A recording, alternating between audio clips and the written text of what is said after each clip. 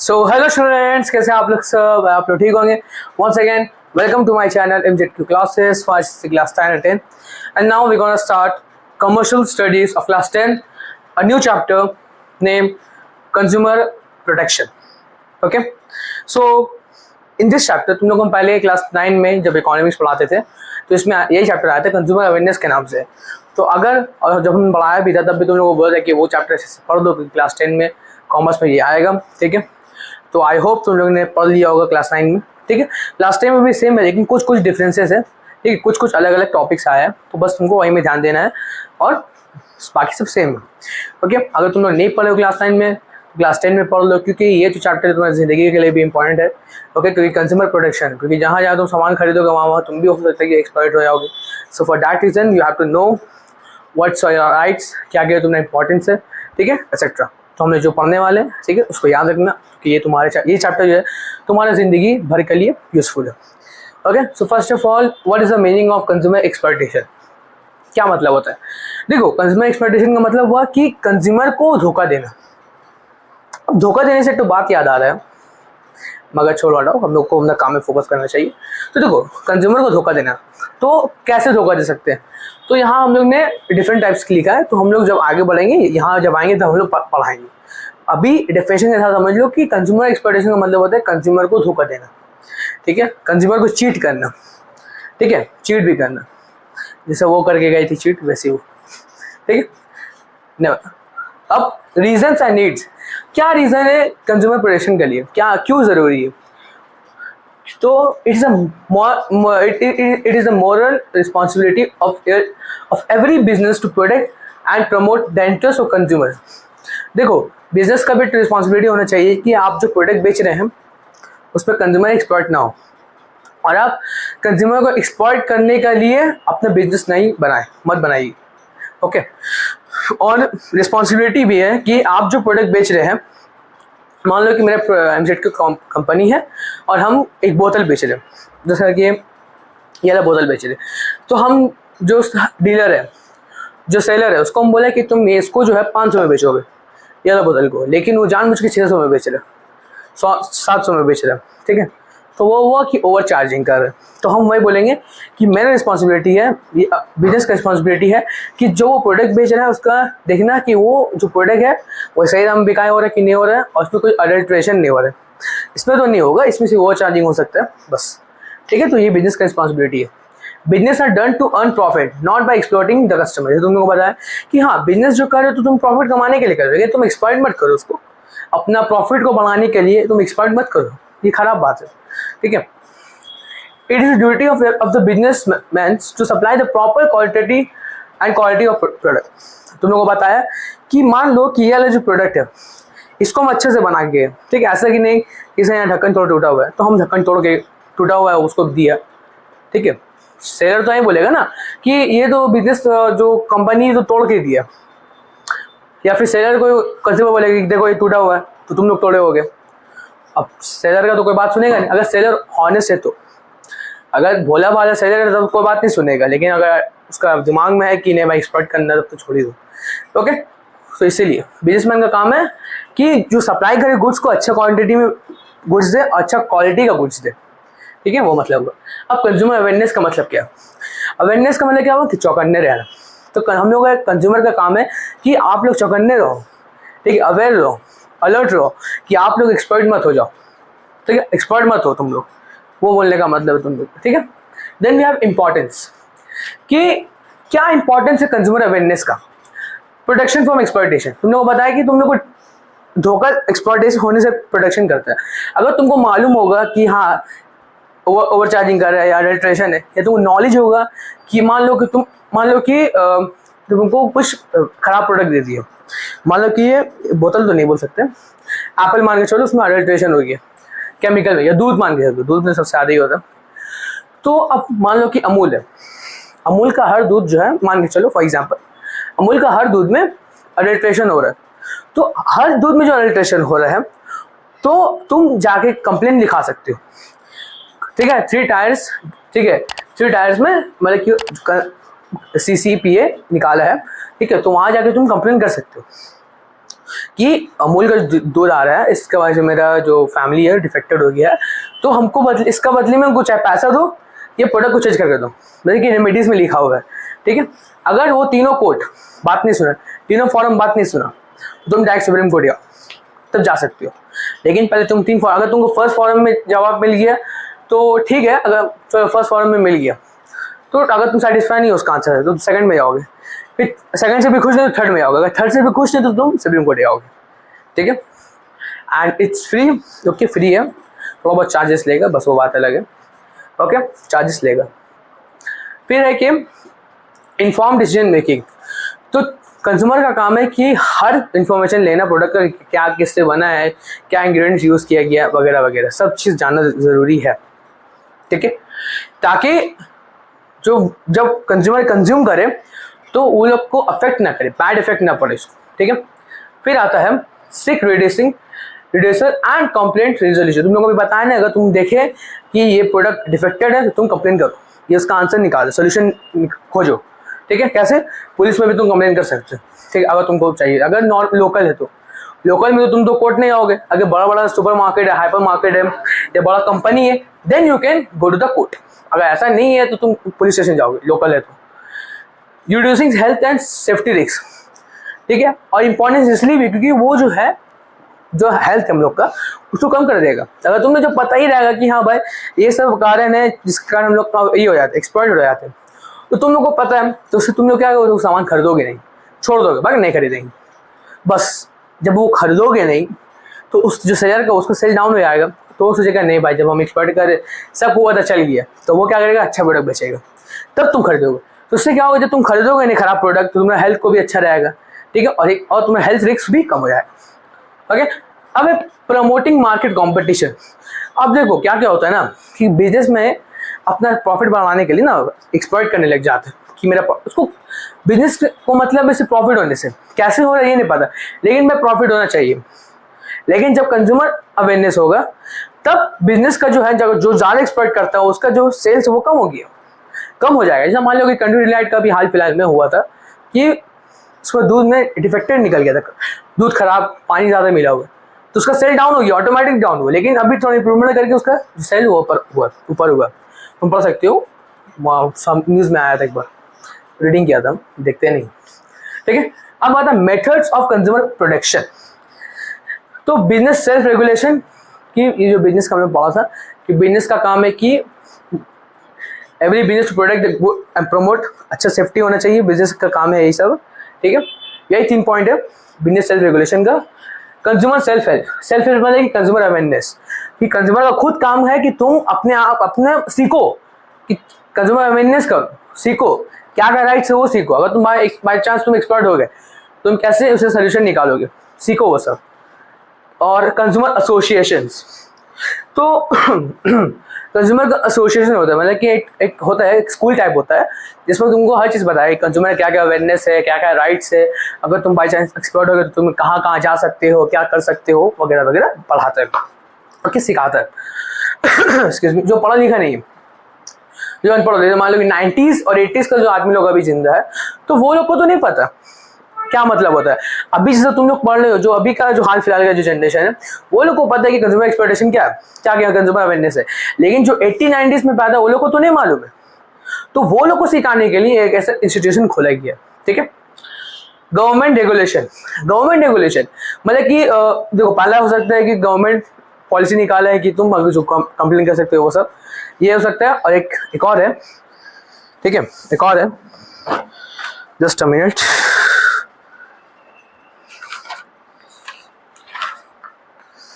हाँ, the state can ensure consumer protection through legislative, executive and judicial actions. The law enacted by the government must be strictly enforced by the executive.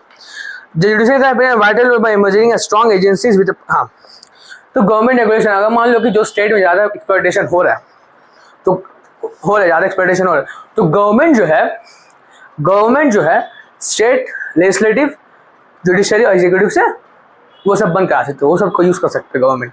ठीक है, consumer का definition, a person who buy good and services from the market to satisfy his or her wants, बस यही पूछेगा। Chances कम, लेकिन फिर भी lung करके जाओ। अब होता है राइट्स। तो राइट्स जो है बहुत इंपॉर्टेंट है for your boards and for your half yearly, ठीक है। एंड राइट्स का हो सकता है शॉर्ट नोट्स पूछेगा, पहला बात शॉर्ट नोट्स पूछेगा या डायरेक्ट क्वेश्चन पूछेगा, ठीक है। तो पहला राइट टू सेफ्टी। तो राइट टू सेफ्टी का मतलब क्या हुआ? देखो, राइट ऑफ सेफ्टी का मतलब हुआ कि तुमको ऐसा प्रोडक्ट मत खरीदो जो हजार्डस, मतलब कि जो तुम्हारा लाइफ को खतरा कर सके, जो तुम्हारा सेफ्टी नहीं कर सके, उसके लिए खतरा हो तुम्हारी लाइफ पर, तो वो सब सामान मत खरीदो, ठीक है।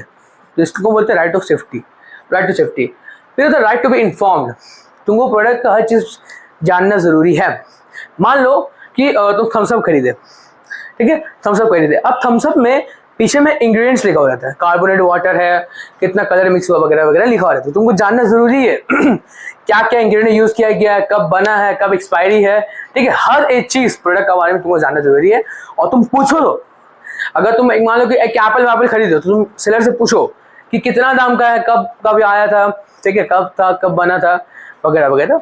और मान लो कि तुम दूध लेने यार अमूल का, तो जाके दुकान में देखो पैकेट में पीछे क्या है, क्या नहीं डाला हुआ है, एक्सपायरी डेट कब है और कब मैन्युफैक्चर हुआ था, सब देखो। हम भी देख के ही लेते हैं, ठीक है। क्योंकि एक दो बार पता है, एक बार ऐसे ही हुआ था कि यहाँ अपना लाइव एग्जाम्पल दे रहे, हम दूध लेके आया अमूल का, पीछे में लिखा हो कि एक्सपायरी दिया हुआ है 22 तारीख का और आज तक 23 तारीख, और वहाँ भर भर के 22 तारीख का दूध था। तो हम गए दुकानदार के पास के, हम बोला कि सब 22 तारीख का दूध है। तो वो क्या किया, एक कैरेट में सब दूध निकाला, रखा, कंप्लेन किया, दूध जो सप्लाई का था वो लेके गया, और जो अभी अभी जो बना था उस टाइम, जो बोला कि उस दिन का जो बना हुआ था दूध वो लेके आया, मतलब कोई मैन्युफैक्चर प्रोडक्ट बना था तो वो लेके आया। तो देखो हम कैसे किया, तो तुम लोग भी वैसे ही कर सकते हो, ठीक है। अब कोई जो दुकानदार जो होता है वो पता ही तुमको स्ट्रिक्ट होता है, थोड़ा पागल टाइप रहता है, तो तुम लोग उसका खिलाफ तो केस नहीं कर सकोगे। वो बोला कि हम क्या गलती, हम तो होलसेलर है, तुम डायरेक्ट कंपनी में केस करो, ये कंपनी को बोलो कि आपको माल जो है यहाँ डिफेक्टेड है ये स्टोर में, प्लीज चेंज कर दीजिए, ठीक है। अगर तुमको करना है तो अब आता है कि right to be assured. Right to be assured का मतलब क्या होता है कि सोल्यूशन ढूंढना, ठीक है। अश्योर्ड का मतलब होता है, just I want to check, okay. Right to be assured मतलब कि फ्री चॉइस, ठीक है। चॉइस की मतलब कि एक सेलर तुमको फोर्स नहीं कर सकता कि तुम वही प्रोडक्ट खरीदो। मान लो कि हम दुकान गए तो हमको चाहिए अमूल का दूध, अमूल का दूध चाहिए, लेकिन वहाँ रेड काऊ का दूध है, तो वो सेलर हमको फोर्स नहीं कर सकते कि नहीं भाई रेड काऊ को लो, रेड काऊ को लो। तुम्हारा चॉइस है, फ्री चॉइस है, तुमको जो लेना तुमको अमूल का लेना तो तुम अमूल का ही लोगे, भले वो दुकान में दूसरा दुकान जाके लो, ठीक है। वो दुकानदार तुमको फोर्स नहीं कर सकता कि नहीं यही लो यही लो यही लो, ठीक है। फिर होता है कि राइट टू सीक रिड्यूसल, जिसे मैंने बताया सोल्यूशन। कंप्लेन लिखाओ, अगर तुमको डिफेक्टेड प्रोडक्ट मिला, हार्मफुल प्रोडक्ट मिला, कंप्लेन लिखाओ जाके पुलिस का, अगर पुलिस नहीं माने तो जो 3 टायर्स है वहाँ जाके तुम कंप्लेन कर सकते हो। अगर नहीं वो लोग भी तुम सेटिस्फाई नहीं उसका आंसर से, डायरेक्ट सुप्रीम कोर्ट चले जाओ, सबसे बेस्ट, जाओगे मत पैसे बता रहे। Right to consumer awareness, consumer awareness बताया, इंस्टीट्यूशन भी खुला हुआ है, जाके वहाँ सीखते हैं, जो 80s 90s का जो पीपल्स आदमी लोग हैं, औरत लोग, ठीक है, ऐसी चीज़ है, ठीक है। अब हम लोग पढ़ने जा रहे कंज्यूमर प्रोटेक्शन एक्ट 2019 में जो बना था, ओके। अब हम लोग जा रहे कंज्यूमर प्रोटेक्शन एक्ट पढ़ने 2019 में। देखो, तो जब यह एक्ट बना तो उससे पहले बहुत सारा लॉज बना था, जैसे कि पहला the contract act 1872, the sales of goods act 1930, the agriculture product trading and market act 1937, the drugs and cosmetic act 1940, the essential commodities act 1955, the prevention of foods adulteration act 1954, the monopolies and restrictive trade practices MRTP Act 1969, the Standards of Weight and Measure Act 1976, etc. तो ये सब था act जो बना था consumer protection act बनने से पहले, ठीक है। देखे होगे 80-90s में बना था, लेकिन अब जो है 2019 में कंज्यूमर प्रोटेक्शन एक्ट बना है जिसमें ये सब मिला हुआ। तुम देखोगे उसमें अलग अलग था, ये साल में अलग था, ये साल में अलग था, ये साल में अलग था, लेकिन जो कंज्यूमर प्रोटेक्शन एक्ट है वो एक ही बार में लेके आया, सब एक साथ मर्ज किया हुआ, ठीक है।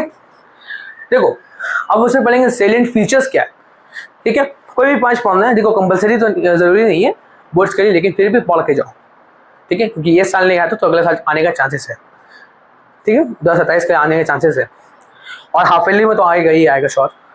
देखो पहला सोशल वेलफेयर लॉ, तो एक तो लॉ बना था, एक तो लॉ है, यूनिक लॉ है, जिसमें कंज्यूमर को ठीक है, which directly prevents to consumer in the market place and seek.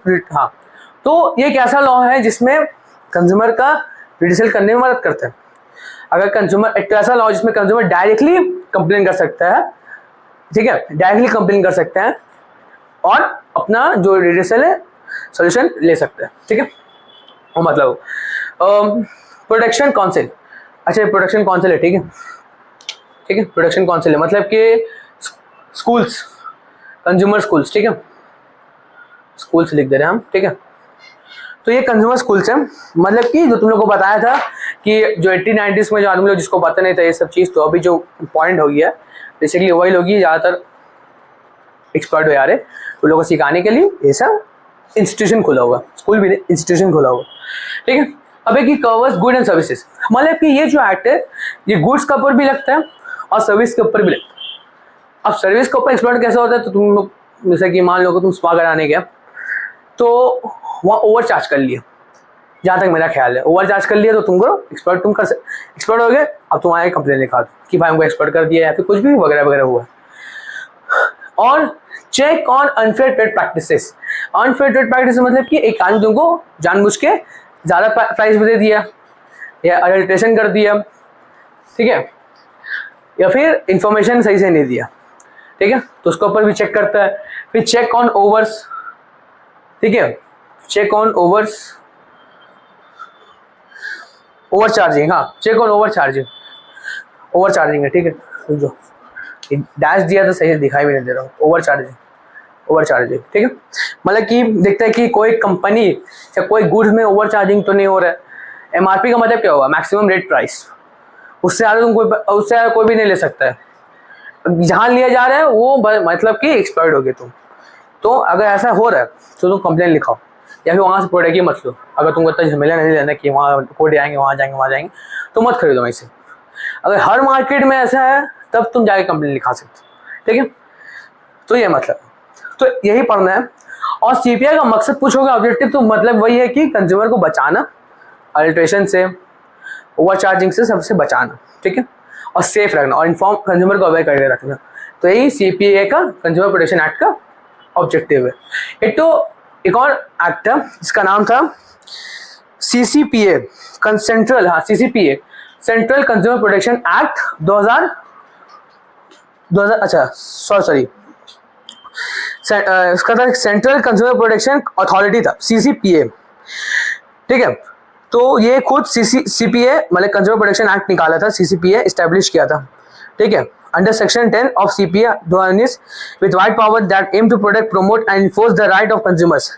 ये सीसीपीए इसलिए था क्योंकि जो कंज्यूमर का राइट है उसको प्रोटेक्ट करने के लिए और ज़्यादा पावर देने के लिए, ठीक है। तो तुम सेलेंट फीचर्स में इसको लिख सकते हो, ठीक है, सेलेंट फीचर में इसको लिख सकते हो। अब आता है कि different types of consumer expectation, क्या क्या तरीका से कंज्यूमर एक्सपर्ट होता है। ओवर चार्जिंग, 10 का माल को 20 में दे रहा है, बोतल था 500 का, ये वाला बोतल 500 का था लेकिन इसको हम 600 में बेच, 700 में बेच रहे, हम नहीं मतलब जो सेलर है, ठीक है। अडल्ट्रेशन, मिलावट है, दूध में केमिकल मिला दे रहा, जो हो रही है, पानी मिला दे रहा, हो ही रहा है, ठीक है। फिर अंडरवेट, मतलब कि मान लो कि हम 1 किलो प्याज खरीदने गए, ठीक है, नीचे में मैग्नेट लगा दिया, पत्थर डाल दिया ऊपर से, दाल खरीदने के उसमें हल्का कंकड़ डाल दिया, वो सब हुआ। फिर होता है कि misleading advertisement, fair and lovely जो था उससे तुम देखोगे अभी ग्लो एंड लवली हो गया होगा मार्केट में, अभी देखोगे कहीं दुकान जाए, कॉस्मेटिक दुकान में बोलोगे फेयर एंड लवली तो देगा ही वही, लेकिन वहाँ नाम लिखा रहेगा ग्लो एंड लवली। क्यों हुआ, कभी सोचे? इसका भी के बारे में केस हुआ था कि एक पर्सन था, कंज्यूमर था, तो कंज्यूम किया तो उसका मुंह खराब हो गया, तो इसलिए एक कंज्यूमर ने, बहुत कंज्यूमर साथ हुआ, तो इसलिए जो फेयर एंड लवली वो बंद हो गया और उसका नाम चेंज करके ग्लो एंड लवली हो गया, ठीक है। तभी तुम देखो नाम चेंज हो गया था। और ये सर अप्रॉक्स 2018 नहीं 19-20 का बात, 20 का बात है अलग, ठीक है। लैक ऑफ इंफॉर्मेशन, क्योंकि मिसलीडिंग बता दें, मिसलीडिंग एडवर्टाइजमेंट इसलिए था क्योंकि इसमें सही बोल रहा है कि ग्लो होगा, लेकिन ग्लो तो हो ही रहा नहीं है। अरे आदमी लोग क्या सोच के रहे थे कि भाई उनको मैंने चेहरे को साफ कर देगा, ये कर देगा, वो कर देगा, जो लोग एड में बता रहे, लेकिन वो तो कुछ नहीं कर, सेम का सेम फेस, जो जैसा फेस है वैसे ही कर रहा है, लेकिन थोड़ा हल्का हल्का डार्क स्पॉट हटा दे रहा, तो इसलिए केस हुआ। फिर लैक ऑफ इंफॉर्मेशन, जो तुमको सही, मतलब कि मान लो कि एक्सपायरी डेट दिया हुआ नहीं है, तुम अगर मान लो कि कोई लोकल स्टोर, मतलब कि लोकल स्टोर, डेवलप सिटी में मत जाओ, गांव वाले की तरफ जाओ और वहाँ बोलो कि ब्रेड दिखाओ, देखो ब्रेड में ना वो क्या बोलते हैं मैन्युफैक्चरिंग और एक्सपायरी डेट मिटा हुआ रहेगा, समझ गए। तो अगर ऐसा होगा तो तुम केस कर सकते हो पुलिस को। रेमिडीज, सोल्यूशंस, ठीक है। तो सीपीए से क्या क्या सोल्यूशन मिलेगा तुम, पहला बात कि वो डिफेक्टिव प्रोडक्ट को हटा के नया दे सकता है, ठीक है, replacement of goods from new one, and दूसरा कि रिमूवल ऑफ, कि वो जो जितना भी गुड्स था उसका दुकान सब फेंका जाएगा, सबको हटा दिया जाएगा और वो दुकान को बंद कर दिया जाएगा, ठीक है। और return of price by sellers, और जो पैसा पे करेगा, मान लो कि छोटा मोटा, मान लो कि प्याज का या फिर बोतल का लेके तो 200 रुपये में 100 रुपये भी ज़्यादा लिया होगा तब भी वो पैसा रिटर्न करेगा, कि पुलिस केस हो गया ना। अब आता है कि पेमेंट ऑफ कंपनसेशन, अगर तुम्हारा मान लो कि तुम्हारा कोई फैमिली मर गया, फॉर एग्जाम्पल वो कंज्यूम करके, वो प्रोडक्ट कंज्यूम करके वो मर गया, तो सेलर का रिस्पॉन्सिबिलिटी या फिर वो ऑर्गेनाइजेशन बिजनेसमैन का रिस्पॉन्सिबिलिटी है कि वो खर्चा उठाए और रेमेडी भी दे, पैसे भी दे, ठीक है, ताकि उसका खर्च आएगा। मान लो कि कोई जो घर चलाता तो वही मर गया कंज्यूम करके, तो वही बिजनेसमैन पैसा देगा और वही मान लो कि हर महीने वही पैसा देगा खाने पीने के लिए वो फैमिली को, क्योंकि जो कमाता तो वही तो मर गया ना, तो वही बिजनेसमैन पैसा देगा और जो खर्चा भी वही उठाएगा कॉम्पनसेशन का, ठीक है, वो मतलब हुआ। अब हम लोग पढ़ने जा रहे हैं, ठीक है, अब हम लोग पढ़ने जा रहे हैं कि 3 टायर्स, ठीक है, जो तुमको बताया था तो तुम लोग का स्क्रीन में हम वाला दे दिया, फोटो एक बार देख लो, ठीक है। देखो बेसिस कंपोजिशन ऑफ मेंबर्स, देखो डिस्ट्रिक्ट फोरम में पहला बात प्रेसिडेंट होता है, एंड नॉट लेस देन 2 और and not more than such number of members as must be prescribe. देखो एक प्रेसिडेंट होता है, 2 मेंबर्स होते हैं, ठीक है, in consultation with central government के अंडर आता है, ठीक है। अब देखो compensation claim up to 1 crore रुपया, 1 करोड़ रुपये मिल सकते हैं, ठीक है, डिस्ट्रिक्ट फोरम में। और appeal against order in state commission with in 45 day, तो 45 दिन में तुमको तुम्हारा अपील मिल जाएगा तुमको अगेंस्ट द ऑर्डर।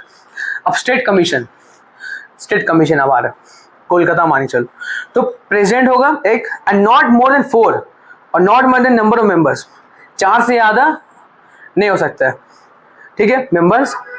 और प्रिस्क्राइबिंग कंसिडरेशन सेंट्रल गवर्नमेंट, ये भी सेंट्रल गवर्नमेंट का प्रिस्क्राइब में रहता है। लेकिन हमको लग रहा है कि ना डिस्ट्रिक्ट का शायद डिस्ट्रिक्ट का स्टेट गवर्नमेंट होगा, लेकिन छोड़ो कोई बात नहीं। तो अब देखो कंपनसेशन जो है स्टेट कमीशन का वो है exceed 1 crore but less than 1 से 10 करोड़ के बीच में देगा कंपनसेशन। और appeal against 30 days, national commission है, नेशनल कमीशन, ठीक है, यही सब याद रखो, नेशनल कमीशन है, 10 दिन के अंदर, सॉरी 30 डेज के अंदर तुमको अपील मिल जाएगा। अब आता है नेशनल कमीशन, मतलब कि एक और 3 होता है ना, एक और, तो प्रेसिडेंट होता है एक प्रेसिडेंट होगा, and not less than 4 and not more than such number of members, 4 से ज़्यादा नहीं होगा, मतलब कि सेम ही है, लेकिन इसमें सेंट्रल गवर्नमेंट कंसल्टेशन नहीं करते हैं, ठीक है, एज मे प्रिस्क्राइब, ठीक है, एक्सीडिंग 10 करोड़ से ज़्यादा मिल सकते हैं नेशनल कमीशन में। अपील कितने में मिलेगा, सुप्रीम कोर्ट से मिलेगा 30 डेज के अंदर। अब इसमें सुप्रीम कोर्ट आ रहा है, ठीक है, इसमें सुप्रीम कोर्ट आया रहा है, ठीक है, नेशनल कमीशन वाले सुप्रीम कोर्ट, उससे नीचे नेशनल कमीशन, उससे नीचे स्टेट कमीशन, ठीक है, समझ गए, सुप्रीम कोर्ट, नेशनल कमीशन और स्टेट कमीशन, मतलब कि नेशनल फोरम, स्टेट फोरम और डिस्ट्रिक्ट फोरम, ये मतलब हुआ। अब आता है एक और था, सॉरी हम पढ़ा नहीं भूल गए, एक और था तुम लोग का कि आइए, हाँ कि against act the consumer protection act 2019, ठीक है। तो यहाँ पर है कि ये वाला में जो तुमको दिखाया, देख लो इसमें ये है कि तुम कैसे कंप्लेन कर सकते हो, ठीक है, तो हम लोग चलो पढ़ते हैं एज अ फॉर नॉलेज, ठीक है, और हो सकता है एग्जाम में पूछ सकते। देखो the consumer protection act 2019 was enacted to promote and protect the right of the consumer, तुमको पता होगा। The act provide for simple speedy and expensive redressal of grievances and is compulsory in nature, जल्दी दे दे, कम दाम में और simple way में हम लोग को सोल्यूशन दे दे।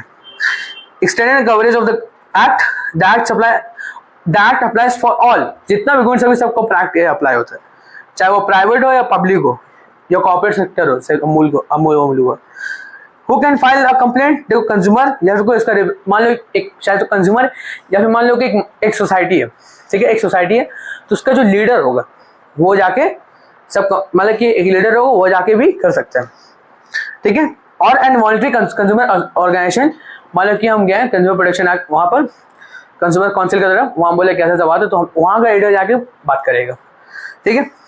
और द गवर्नमेंट भी आके बोल सकते हैं।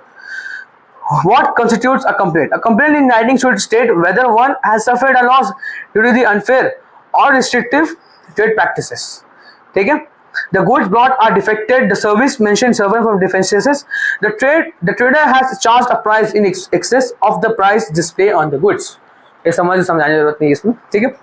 कि क्या चीज कर सकते हैं, कैसे लिख सकते हैं और क्या क्या ये हो सकता है, क्या चीज के लिए कंप्लेंट कर सकते हैं, थीम लिखा हुआ है, over charging, adulteration, lack information, वो सब। Where to file a complaint? देखो, if the cost of the goods or services compensation asks for less than 1 crore, then is district commission।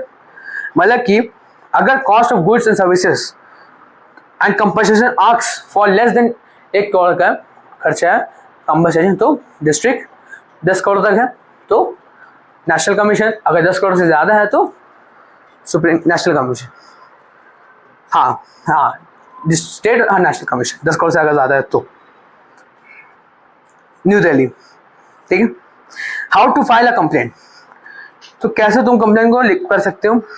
देखो, the complaint can be made in person और bye an authority agent. तुमको बताया कैसे, एक agent जा सकता है या फिर एक पर्सन जा सकता है, बाय पोस्ट और थ्रू ऑनलाइन मोड, जाके डायरेक्ट लेटर दे दो या फिर ऑनलाइन कर दो, अभी तो ऑनलाइन ही सब करेगा, ठीक है। There is no fees to paid, तुमको बताया कोई फीस लगेगा नहीं चार्ज करने के टाइम में। Give the facts relating to the complaint when and where it arose, supported by if the possible any document and the relief asked for along with the signature, name and address. Product का हर चीज बताओ, क्या क्या खराबी था, कहाँ से लिया था, वो सब नाम फाम हर जगह अपना भी नाम दो और जहाँ से तुम लिया वहाँ सब हर चीज दो, हर डिटेल दो, ठीक है। और फोटो वोटो भी दे सकते दो, ठीक है, क्या कैसा दिखता था product. The new act also contain provisions for consumer to file complaint online, also for hearing and for examining parties through video conference। तो वीडियो कॉन्फ्रेंस करके भी देख सकते हैं कि हाँ देखिए ऐसा प्रोडक्ट खराब है, मान लो फोन है तो देखिए प्रोडक्ट खराब है, ये है वो है। तो ऑनलाइन ये एक्ट जो है न्यूली लॉन्च किया है एक्ट वाला लॉ, ठीक है। Relief available to consumer, the digital forum may give order to remove all defect from goods, तुमको बताया हम। Replace of the goods, refund of the price, award of consumer for injury suffered, तो remedies जो था वही वाला। Time limit for decision of the case, जैसा तुम लोग को बताया कि अगर 30-45 दिन तुमको दे देगा, ठीक है। So with this we have completed, ठीक है। Hope you like the video. आप लोग बोलोगे भाई कि एक तो concept of consumer protection act है ना, देखो वो वाला उतना इंपॉर्टेंट है नहीं, क्योंकि इसमें जो हम यहाँ पढ़ाया है, ठीक है, CPA में वो सेम वही पढ़ाया है, ठीक है, वहाँ सेम पढ़ाया गया। अगर तुम मान लो कि वहाँ पर कॉन्सेप्ट, क्योंकि वहाँ कॉन्सेप्ट लिखा हुआ है, कॉन्सेप्ट ऑफ CPA, तो सेम ही बात हुआ। कॉन्सेप्ट पूछे कि कॉन्सेप्ट क्या था CPA का और यहाँ का सेलिएंट फीचर क्या था, तो सेम ही बात हुआ, ठीक है। अगर तुम पढ़ोगे तो दोनों सेम ही रहेगा। अगर तुम उसको पढ़ना है तो तुम उसको as a reading and as for knowledge पढ़ सकते हो। अगर एग्जाम में पूछेगा तो तुम यही लिखोगे तो चलेगा, कोई बात नहीं, क्योंकि सेम है, ठीक है। वहाँ तो check on unfair trade practices, वहाँ पर भी देखोगे अनफेयर ट्रेड प्रैक्टिसेस था, ठीक है, सिंपल है, ठीक है। और तुम उसको रीडिंग करोगे तो समझ में तुमको आ जाएगा, उतना हार्ड नहीं है, ठीक है। अगर उसका कोई टॉपिक समझ में नहीं आया तब पूछ लोगे, बाकी वहाँ पर जो सिंपल है, हम रीडिंग किया था तो हमको सिंपल लगा था और तुम लोग के लिए भी सही है, तुम रीडिंग करो हो जाएगा, ठीक है। और टॉपिक नहीं समझ में आया, कोई पॉइंट समझ में नहीं आया तब पूछ लेना, तो हम बता देंगे चैट में, कमेंट्स में पूछ लेना, ठीक है। So with this we have completed, hope you like the video. If you like to like, share and subscribe to subscribe to MZT classes and follow Instagram. Thank you so much. Love you. Take care. Bye.